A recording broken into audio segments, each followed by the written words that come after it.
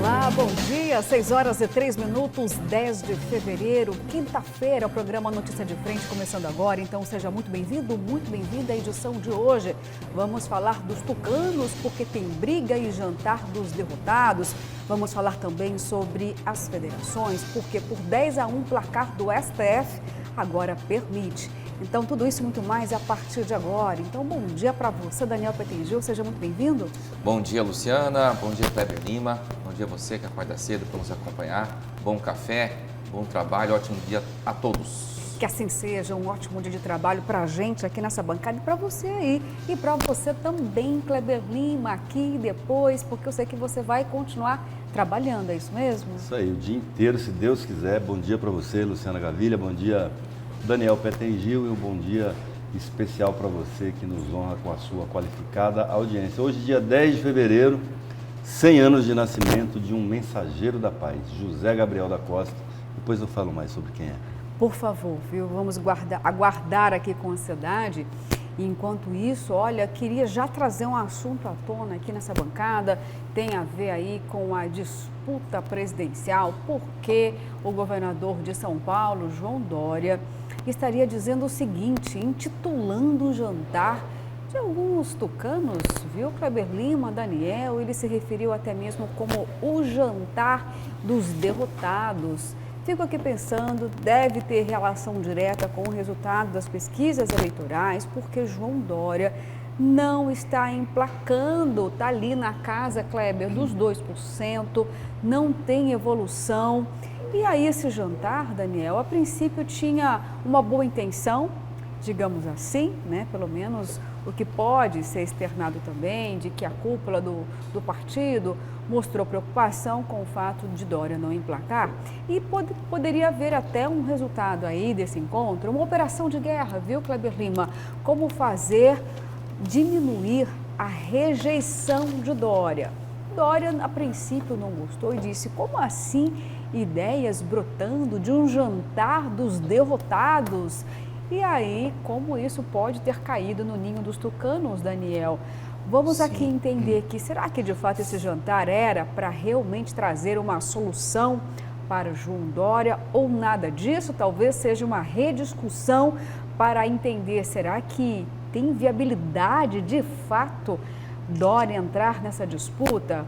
É um sinal de que a cúpula tucana está muito preocupada com essa não evolução do Dória nas pesquisas, né? Vamos lembrar das prévias do PSDB que se assemelharam a uma disputa política mesmo, campanha política ou uma disputa eleitoral, né? Houve ali um confronto muito grande entre duas ou três alas do PSDB no país e uma tensão muito grande, né, em relação a Dória e o governador do Rio Grande do Sul, Eduardo Leite. Leite, que estava presente nesse jantar também, junto com outras lideranças, como o Tasso Gereissati e o Aécio Neves também, né? Que também são desafetos aí do João Dória, né? O nome do Eduardo Leite, que muita gente parou de mencionar, vai aparecendo novamente no cenário tucano ali, interno pelo menos, né? Nos últimos dias, algumas pessoas têm mencionado essa possibilidade de o Eduardo Leite voltar a ser considerado, né, como uma pessoa que vai liderar, de repente, essa operação de guerra que você disse em relação ao PSDB.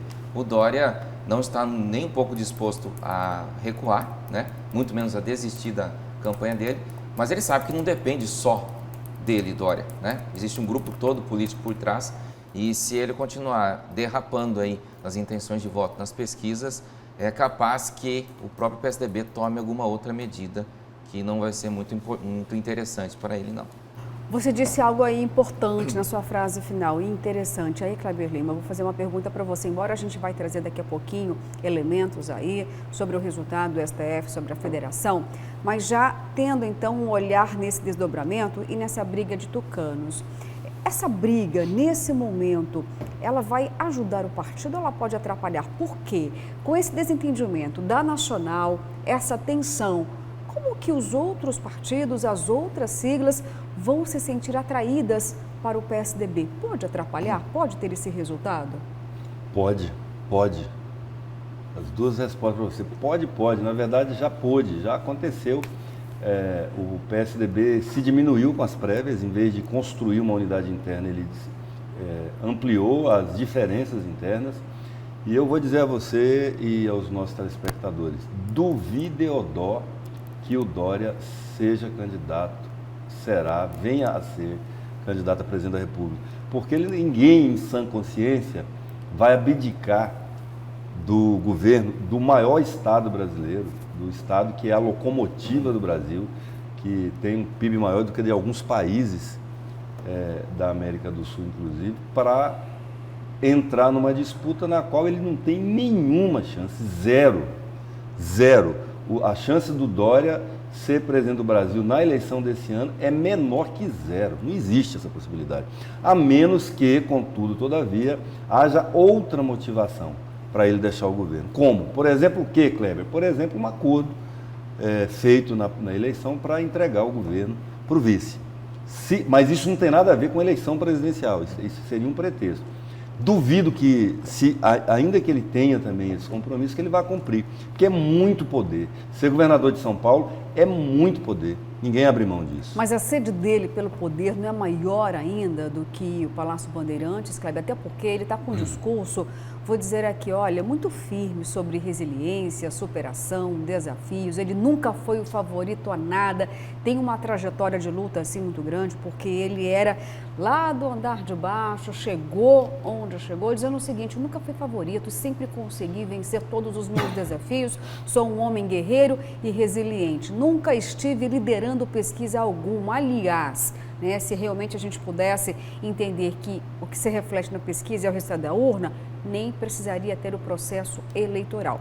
Eu estou dizendo isso porque vamos tentar entender um pouquinho da gestão de Dória em São Paulo. Foi intitulado lá como o pai da vacina. Será que todo esse esforço também, claro, né? Um bom gestor tem que realmente trazer soluções para o seu povo. Mas já não era visando, de fato, essa projeção?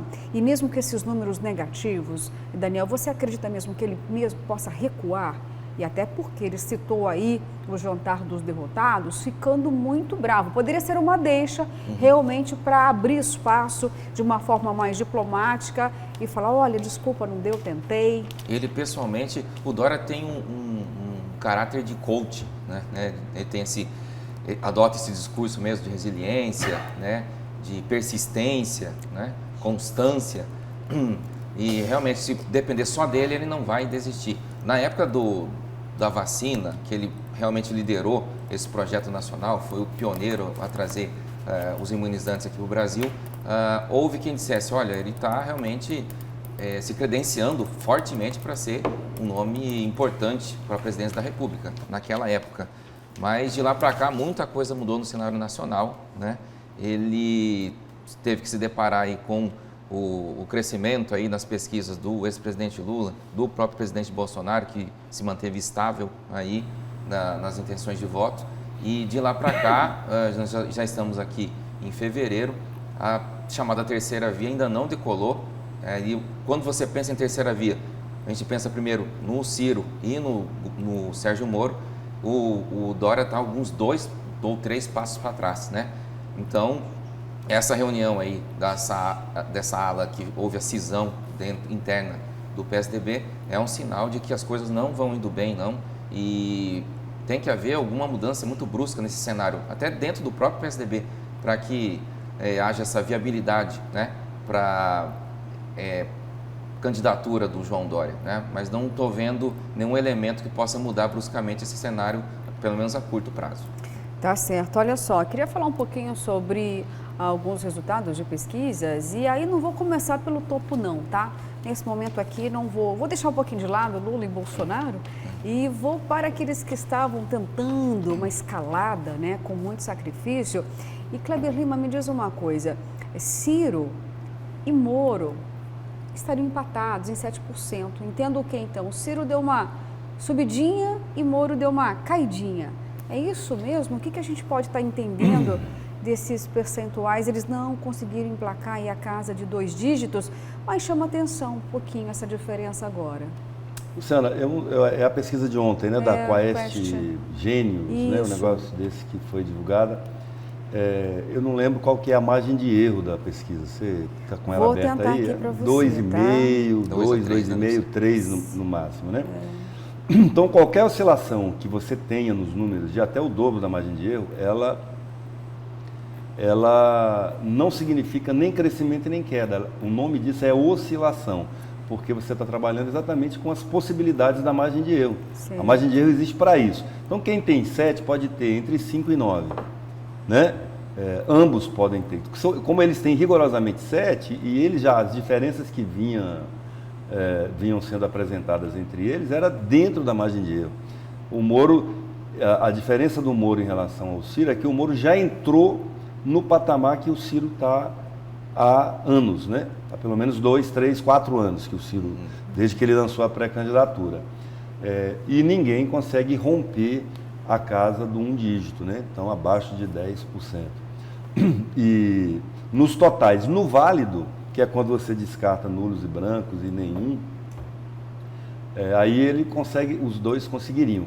No válido, entretanto, o que essa pesquisa de ontem mostra é que em todos os cenários, com quaisquer que sejam os candidatos, o Lula venceria no primeiro turno, porque ele fez nos votos totais entre 45% e 47% dos votos, enquanto o Bolsonaro entre 23% e 26%, salvo engano, né?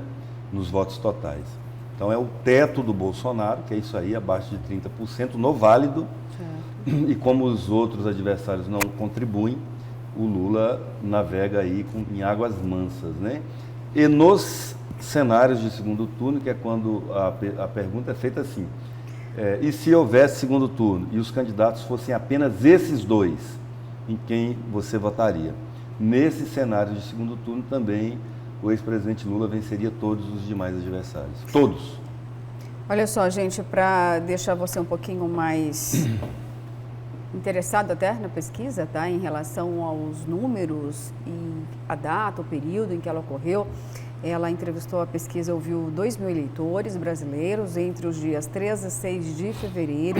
E como você perguntou qual seria a margem aqui dessa pesquisa de erro, de fato 2 pontos percentuais para mais ou para menos.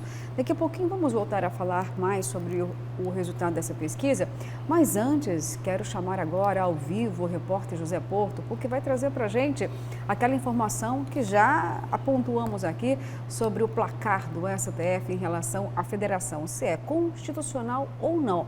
Quem vai trazer para a gente mais elementos agora ao vivo é o repórter José Porto. Olá, Porto, bom dia para você, bom dia para a sua equipe. Conta pra gente, então, como foi essa votação no STF.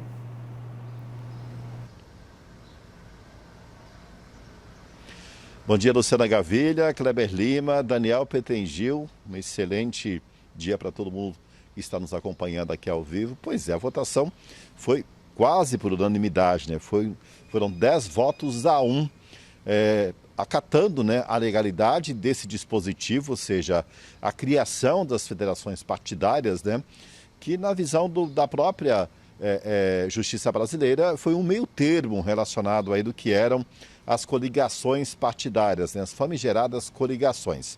Apenas o ministro Cássio Nunes Marques divergiu da maioria do tribunal. Ele sequer acataria aí, ou teria, né, aceito essa questão da constitucionalidade para a criação das federações, mas foi aprovada pela Justiça, está criada. O que relacionou também a outra votação foi justamente sobre o prazo que existe para o registro dessas federações.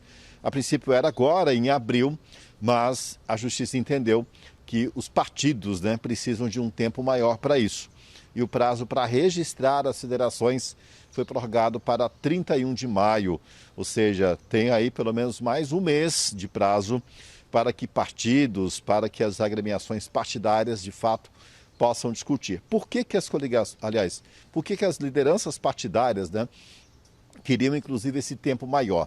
É que diferente das coligações, que eram aqueles grupos, né, formados simplesmente para uma eleição, depois que passava a eleição, essas coligações eram desfeitas sem nenhum tipo de compromisso, né? Existia, inclusive, várias situações, né, de deputados que estavam no partido, se elegia, depois virava aquela situação toda de discussão, né? O mandato era do partido e não do parlamentar. enfim, várias situações paradoxais. E agora, como as federações, por exemplo, as negociações entre os partidos, né, e a formação desse grupo era muito mais robusta. Por quê? Tem que ser feito um alinhamento de projeto, de ideias e até, claro, de visão política por pelo menos 4 anos. Ou seja, a federação não pode ser desfeita até o cumprimento do mandato, do qual foi feita essa reunião de partidos, digamos assim. Existia, lógico, né, já o entendimento da Justiça para que as coligações não voltem mais na eleição brasileira, ou seja, nas eleições do Brasil, mas as federações estão garantidas pela Justiça. E o relator desse processo lá atrás, em dezembro do ano passado, o Luiz Roberto Barroso, que é o atual presidente do TSE, entendeu, inclusive, que é importante esse prazo maior, dilatado até o final de maio, para que realmente os partidos tenham mais tempo para fazer esse alinhamento todo. E a gente já percebe na prática, né, Luciana, quanta discussão, né, quantas polêmicas já relacionadas aí com as federações, né, porque, e elas são em nível nacional.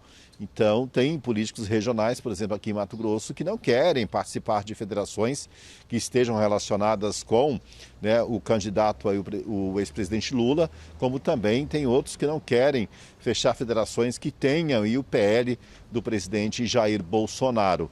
Agora, foi aprovado isso, vamos ver o próximo passo de encaminhamentos, como é que ficam essas federações, né? Que muitas vezes faz aquele ajuntamento de partidos, só que agora a cobrança é outra, o projeto é outro. Essas federações partidárias, elas têm um prazo aí de durar, né, tanto a ideologia quanto o alinhamento, né, de propostas, de projetos por pelo menos 4 anos. Bom, essa é a proposta, né, Luciana? Vamos saber se na prática, né, isso realmente vai acontecer depois que passar as eleições. Voltamos ao estúdio com você. Obrigada, Porto. Voltamos daqui a pouquinho contigo novamente, viu? Bom, gente, pelo menos aí já é uma decisão importante, dá aquele alívio. Agora sim, começa a esquentar ainda mais essas composições. E aconteceu aquilo que muitas siglas já estavam pedindo, que o prazo fosse alterado, porque estava muito já em cima, né, do tempo para poder fazer todas essas composições. Seria já em março, é isso mesmo, Daniel? Agora ganhou um prazo bem maior, né? Sim. Maio, ou seja, é possível então agora encontrar um rumo certo, porque a gente faz aqui um namoro, depois já virou divórcio, aí outro já fala em casamento, já não é mais aquilo, e aí os eleitores acabam tendo uma certa confusão com tantas composições e que não acontecem, mas agora sim vai caminhar para um desfecho, é isso? Existe muita discussão entre os partidos sobre essas composições, mas está tudo muito no plano das possibilidades ainda, né? De concreto, vamos dizer assim, até agora, está mais próximo, é o PSDB com cidadania e também aquela composição de esquerda, né, que envolve o PT, o PV, o PSB. Mas outras composições estão muito no plano ainda das discussões, né? É por isso mesmo que os partidos queriam essa ampliação de prazo. Ficou no meio termo, né? Eles queriam até agosto, mas ficou até 31 de maio, que é um prazo bem razoável para que haja esse entendimento aí. E vamos ver agora nos próximos meses, né, como vão ser essas conversas, esses acertos aí, porque com certeza os partidos estão muito preocupados na formação de chapas fortes para o Congresso Nacional, principalmente, né, e vão tentar fazer essa aliança, que não é muito fácil, ela chega a ser complexa, porque são 4 anos, né, de envolvimento ali, e isso tem que ser reproduzido nos estados, né, então essas questões locais vão ser muito importantes para o fechamento dessas composições, o que não tem sido muito fácil, porque São Paulo, o Nordeste, aqui o Centro-Oeste, as realidades aí são diferentes, né? Eles vão tentar sentar para agrupar todos os interesses e tentar chegar num consenso. Consenso, Kleber Lima, você acredita que nesse momento já tem alguma composição aí que é realmente certeira, já está caminhando para finalizar, ou tudo pode mudar? Uma que praticamente com a decisão de ontem do STF consolida, que é a chamada Federação de Centro-Esquerda, que tem PT, PSB, PCdoB, PV e PSOL. Então essa praticamente está consolidada, apesar dos ruídos regionais, né? Aqui mesmo você tem uma situação do deputado Maxi Russi, não interessa aos partidos nacionais, porque o projeto é nacional, levando em conta, considerando-se que os partidos são nacionais. O que há no Brasil hoje é uma distorção de que partidos, como eu disse ontem, nos estados, têm práticas que negam a existência do próprio programa do partido, como é o caso do Cidadania em Mato Grosso, né? As outras são possibilidades de dois partidos, né? Muito remotas a cada dia. Por exemplo, o PSDB tem uma possibilidade com o Cidadania e tem uma possibilidade com o MDB.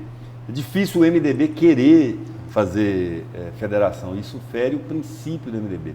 O MDB se acostumou, se especializou em ser um partido de sustentação. Para ele é importante saber o tamanho dele, para, independente de quem ganhar, o governante vir compor com o MDB. Uma curiosidade da federação de centro-esquerda, que ela se consolidando, ela fica maior do que a União Brasil, que ontem a gente falou, né? União Brasil já nasceu ontem como o maior partido do Brasil. Passaria a ser o segundo, porque a federação, ela assume a personalidade jurídica de um partido durante 4 anos. Sim. Então ela traz tudo que os partidos têm em termos de benefício, né? Tempo de televisão e fundo partidário. Eu quero trazer uma informação que foi publicada hoje no Jornal Gazeta, apurada nos bastidores e confirmada também. O prefeito de Rondonópolis, José Carlos do Pátio, que está liderando aí esse comitê pró-Lula em Mato Grosso, já bateu o martelo de que vai sair do Solidariedade e vai ingressar no PSB do deputado Max Russi. O que estava pegando um pouco em relação a isso é que diziam que ele entraria no PSB já para liderar o partido, né? E o Max Russi seria afastado. Nada disso. O Russi continua sendo o presidente regional, mas vai aí agrupar agora essa liderança de esquerda, que é o José Carlos do Pátio, que tenta colocar em marcha esse projeto aí de montar um palanque para o ex-presidente petista aqui em Mato Grosso. Em tese, né, Daniel, o Max Russi fica, Sim. Porque, primeiro lembrar aqui, Luciana Gavilha, que isso foi um furo nosso, do ANF, ano passado, né? O que mudou é que, na época em que o Zé do Pátio foi convidado pela cúpula nacional do PSB e do PT para assumir o PSB, que era com o projeto de ser candidato a governador, para dar um palanque ao Lula. Pelo visto, ele recuou dessa intenção de ser candidato a governador, mas vem para liderar, né? E aí, vai na discussão do anterior, que a Luciana puxou, para os políticos, Luciano, o que eles gostariam é que a definição, o prazo para a formalização das federações ocorresse antes do prazo final para filiação partidária. Por quê? Porque aqueles que ficassem eventualmente descontentes com a federação tinham tempo de mudar de partido. Caso do Max Russi. Como agora a formalização da federação é 1 mês depois do prazo final de filiação e a federação é decidida, é deliberada em Brasília e não em Cuiabá, então é o seguinte, ele vai ter que escolher, ele e todos os outros, se ficam ou não no PSB até o dia 2 de abril, 1º de abril. E 1 mês depois é que vai ser a decisão se tem ou não federação. Por exemplo, a federação, como eu já disse, ela assume a personalidade de um único partido. Ela pode se coligar com candidatos a governador nos estados. Entendeu? Independente, por exemplo, o PSB, a federação do PSB e PT vão de Lula presidente. Em Mato Grosso, eles não são obrigados a lançar candidatos a governador e podem se coligar, por exemplo, com o Mauro Mendes, já que o União Brasil não tem candidato a presidente. Tá, né? Ponto fundamental esse para o Max Russi. Esse é um agente complicador da situação dele no partido, porque ele é muito próximo do governador, né? Então, essa indefinição aí de que quem esse partido, essa federação, vai apoiar no estado de Mato Grosso? O Russi não quer se indispor com o governador, pelo menos até agora, né? Mas ele também está ligado aí nas definições nacionais. Já esteve, inclusive, na reunião com o próprio Lula na segunda-feira. É Lula desde na terça-feira. Então, agora, eu acho que o cenário pode estar se alterando um pouco. Virou Lula desde criancinha, o Max Russi.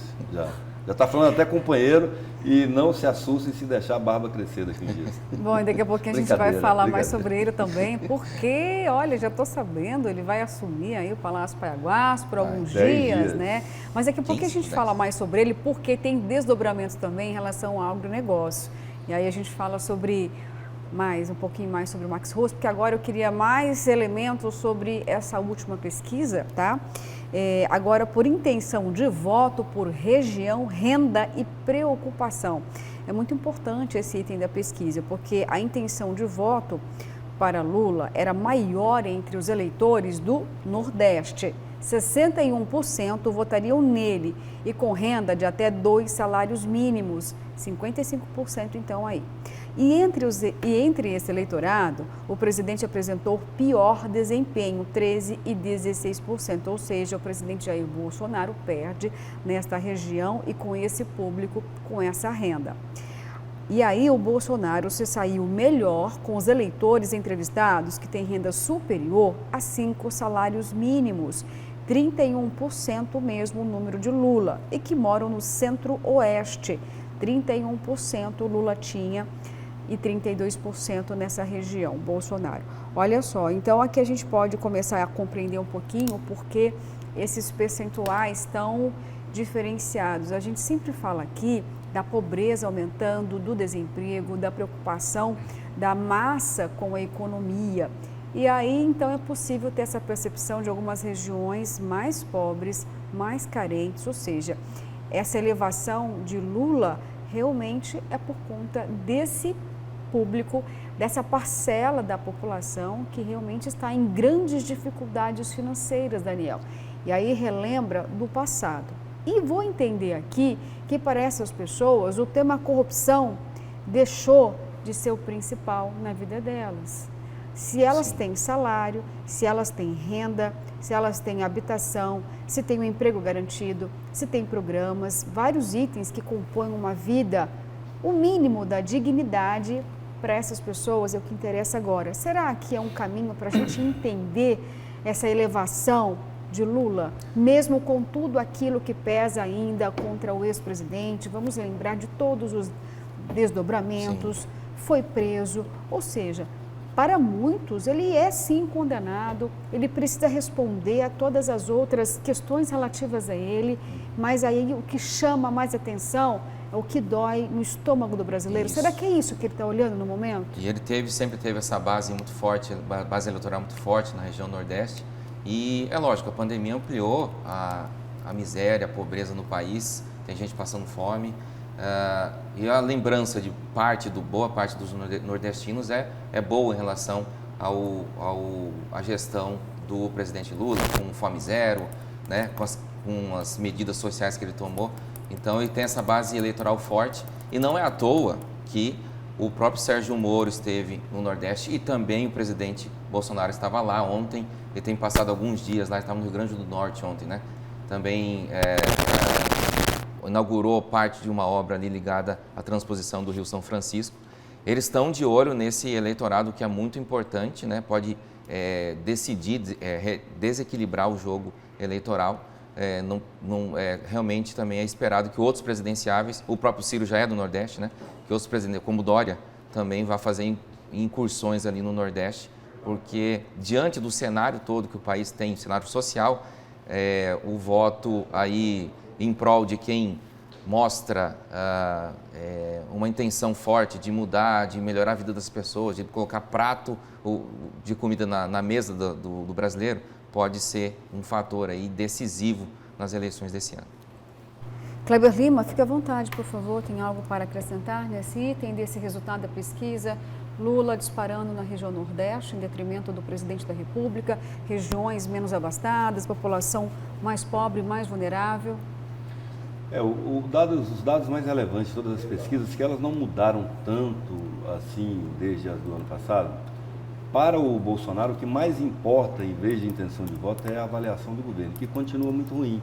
O Bolsonaro é um dos piores governos, ou dos governos pior avaliados da história recente do Brasil, no pós-ditadura, né? Porque é um governo cujas marcas são muito ruins, é um governo ideológico, não é um governo de resultado, né? Então, na hora da eleição, as pessoas vão comparar os resultados, ainda mais quando é uma disputa entre um atual presidente contra um ex-presidente. É inevitável fazer a comparação, e aí na comparação sobre qualquer área de governo, o Lula leva uma vantagem muito grande, né? E olha só, eu vou até aqui, não vou nem citar o nome, falando dessas questões sociais, tem todos os dias pessoas aqui nos perguntando em relação ao cartão Ser Família Emergencial. Por que eu estou citando o cartão? Porque estamos falando aqui das pesquisas eleitorais e colocando essa temática social como muito importante hoje, uma pauta primordial para a sociedade. E aí aqui em Mato Grosso está aparentemente com esse problema. Vou chamar a atenção mais uma vez do governo, da secretária de Assistência Social. Vou até revelar aqui para você, Daniel e Kleber Lima, tentamos novamente entrevista, nota, esclarecimentos com a secretária de Assistência Social e não estamos conseguindo, viu? Parece que a agenda dela não tem espaço para esses questionamentos, principalmente aqui para a gente que temos, viu, de forma exaustiva, cobrado. E aí, mais uma vez, aqui a mensagem aqui, olha, vocês estão falando da pesquisa e eu estou cobrando aqui explicações sobre o cartão Ser Emergencial. Muitas pessoas não conseguiram a substituição do cartão, estão sem o benefício e sabemos até mesmo que através daquela prestação de contas do governador recente, viu, Kleber? Daniel, ele levou dados importantíssimos lá na Assembleia Legislativa, no retorno dos trabalhos, mostrando um volume grandioso de investimentos, mas foi perceptível uma queda de investimentos na área social. E nós precisamos trazer isso à luz do conhecimento dos mato-grossenses, tá? Estou aqui externando a minha indignação até, porque é preciso que nesse momento a área social do governo de Mato Grosso seja mais sensível, porque já tem uma fama do governo muitas vezes fechar o diálogo. É isso, Kleber Lima? Não é o momento para não dar respostas à sociedade, principalmente em relação à área social. Fica aqui a minha reclamação e até o espaço continua aberto para a secretária de Assistência Social. E já traduzindo um pouquinho aí desse clamor em relação ao resultado das pesquisas, né? Sim. Porque muitas pessoas, quando a gente fala de pesquisa, sempre existe aqui uma indignação de quem está dentro daquele percentual de 20%, 27%, em relação ao presidente da República. Parece que existe manipulação, pelo menos esse é o discurso, né? Mas o que eu estou tentando dizer aqui é que existem milhões de brasileiros que estão em vulnerabilidade social. E são esses brasileiros que podem estar ditando a escalada de votos dos presidenciáveis. E aqueles que tiverem um olhar mais especial para o social podem ter aí um implemento de votos. Ou não é nada disso, Daniel? Exatamente. Como a gente disse, a pandemia ampliou esse fosso social no país. Muita gente desceu de nível de renda, realmente, né? Muita gente ficou desempregada. E é importante que os presidenciáveis olhem para esse público, porque ele é muito expressivo, é um público que está carente de boas propostas, né? Que fazer para tirar o país dessa situação econômica? Que proposta que os presidenciáveis têm para melhorar a vida dessas pessoas, para garantir que elas não passem fome, pelo menos, e também que haja possibilidades de achar um emprego, de mudar de nível social. Essa parcela grande da população brasileira, são milhões de brasileiros que empobreceram na pandemia, está ávida por esse tipo de proposta mais concreta em relação ao social, né?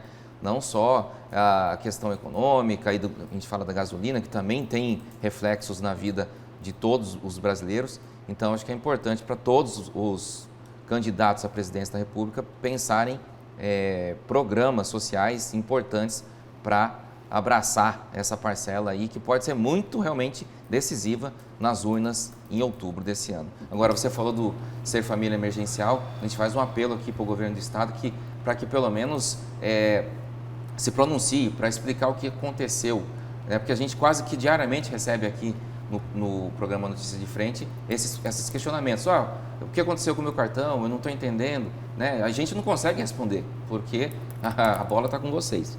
Vocês têm que vir à tona, vir aí a público para explicar para essas pessoas que estão meio com dúvidas sobre o funcionamento do programa, como que ele está funcionando já a partir desse ano, que desde o ano passado, agora em 2022.